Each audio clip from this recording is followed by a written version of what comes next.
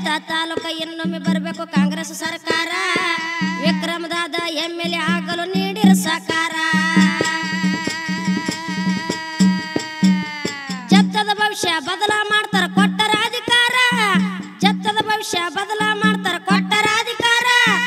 ಆರಿಸಿ ಬರಲಿಂದ ಹಾರೈಸುತ್ತ ಹಾಕರಿ ಜಯಕಾರ ಜತ್ತ ತಾಲೂಕ MLA ಅವರ ವಿಕ್ರಮದಾದ ಸಾವಂತ ಅವರ ಆರಿಸಿ ತರಬೇಕು ಎಲ್ಲ